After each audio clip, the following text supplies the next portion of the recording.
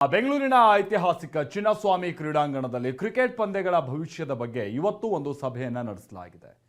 ಗೃಹ ಸಚಿವ ಪರಮೇಶ್ವರ್ ಅವರಿಗೆ ಮೈಕಲ್ ಡಿ ಕುನ್ನ ವರದಿಯನ್ನ ಸಲ್ಲಿಕೆ ಮಾಡಲಾಗಿದೆ. ಇನ್ನೂ ಒಂದು ಹೆಜ್ಜೆ ಮುಂದೋಗಿ ಚಿನ್ನಸ್ವಾಮಿ ಕ್ರೀಡಾಂಗಣದಲ್ಲಿ ಹೋಮ ಹವನವನ್ನು ನಡೆಸಲಾಗಿದೆ.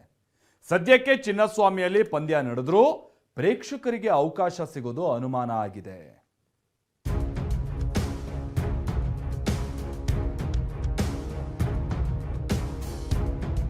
ಐಪಿಎಲ್ ಇಂಡಿಯನ್ ಪ್ರೀಮಿಯರ್ ಲೀಗ್ಗೆ ವಿಶ್ವ ಕ್ರಿಕೆಟ್ ನಲ್ಲಿರುವ ಕ್ರೇಜೇ ಬೇರೆ. ಅದರಲ್ಲೂ ಆರ್ಸಿಬಿ ಅಂದ್ರೆ ಅಭಿಮಾನಿಗಳಿಗೆ ಇನ್ನಿಲ್ಲದ ಹುಚ್ಚು. ಆದ್ರೆ ಇದೇ ವರ್ಷ ಜೂನ್ ತಿಂಗಳಲ್ಲಿ ನಡೆದ ಕಾಲ್ತುಳಿತ ಪ್ರಕರಣ ಬೆಂಗಳೂರಿಗೆ ಕಪ್ಪು ಚುಕ್ಕೆಯಾಗಿ ಉಳಿದಿದೆ.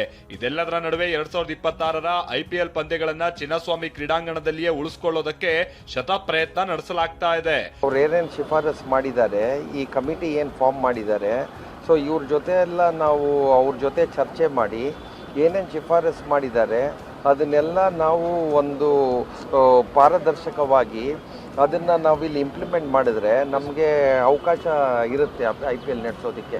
ವಿಷಯ ಅಂದ್ರೆ ಇದೇ ತಿಂಗಳು 24ನೇ ತಾರೀಕು ಚಿನ್ನಸ್ವಾಮಿ ಕ್ರೀಡಾಂಗಣದಲ್ಲಿ ವಿಜಯ್ ಹಜಾರೆ ಪಂದ್ಯ ಆಯೋಜನೆ ಆಗಿದೆ.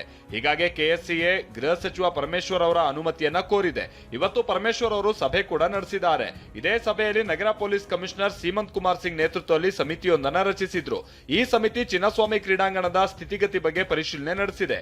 ಅವರು ಕೇಳಿರೋದು ವಿಜಯ್ ಹಜಾರೆ ಟೂರ್ನಮೆಂಟಿಗೆ ಅಲ್ಲ, IPLಗೂ ಕೇಳಿದರೆ IPL ಇನ್ನೂ ಭಾಳ ದೂರ ಇದೆ. ಅವ್ರು ಹೇಳೋದು ಏನಂದರೆ, ಅವರ ರಿಕ್ವೆಸ್ಟ್ ಇರೋದು KSCAದವ್ರದ್ದು ಸ್ಪೆಕ್ಟೇಟರ್ಸ್ನನ್ನು ನಾವು ಅಲೋ ಮಾಡೋದಿಲ್ಲ, ಓನ್ಲಿ ಮ್ಯಾಚಸ್ ಮಾತ್ರ ಆಡಿಸ್ಕೊಳ್ತೀವಿ, ಅದಕ್ಕೆ ಪರ್ಮಿಷನ್ ಕೊಡಿಸಿ ಅಂತ ಕೇಳ್ತಿದ್ದಾರೆ.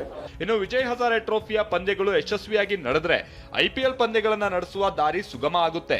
ಈ ನಡುವೆ ಚಿನ್ನಸ್ವಾಮಿಯಲ್ಲಿ ಯಾವುದೇ ಅಹಿತಕರ ಘಟನೆಗಳು ನಡೆಯದಂತೆ ಚಿನ್ನಸ್ವಾಮಿ ಸ್ಟೇಡಿಯಂನಲ್ಲಿ ಹೋಮ ಹವನ ಮಾಡಲಾಯಿತು. ಷಣ್ಮುಗಂ ದೀಕ್ಷಿತ್ ಅವರಿಂದ ಸುದರ್ಶನ ನವಗ್ರಹ ಗಣಪತಿ ಪೂಜೆ ನಡೆಯಿತು. ಜೂನ್ 4ರಂದು ನಡೆಯಬಾರದಂತ ಒಂದು ಘಟನೆ ನಡೆದಿತ್ತು. ಸುಮಾರು 11 ಜನ ಕಾಲ್ತುಳಿಕೆ ಬಲಿಯಾಗಿದ್ರು. ಅದಾದ ಪ್ರಕರಣದ ಬಳಿಕ ಇವತ್ತು KSCAಯಲ್ಲಿ ನೂತನ ಅಧ್ಯಕ್ಷರಾದ ವೆಂಕಟೇಶ್ ಪ್ರಸಾದ್ ಅವರ ಒಂದು ಟೀಮ್ ಬಂದಿದೆ. ಆ ಒಂದು ಗೇಮ್ ಚೇಂಜರ್ ಟೀಮ್ ಇವತ್ತು KSCA ಚಿನ್ನಸ್ವಾಮಿ ಅಂಗಣದಲ್ಲಿ KSCA ಒಳಿತಿಗಾಗಿ ಲಕ್ಷ್ಮೀ ವೆಂಕಟೇಶ್ವರನ ಮರೆಯೋಗಿರುವಂಥ ಹೋಮ ಹವನ ಮಾಡ್ತಾ ಇರುವಂಥದ್ದು.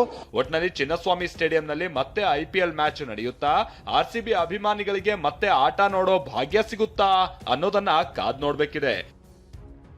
ಹರೀಶ್, TV9 ಬೆಂಗಳೂರು.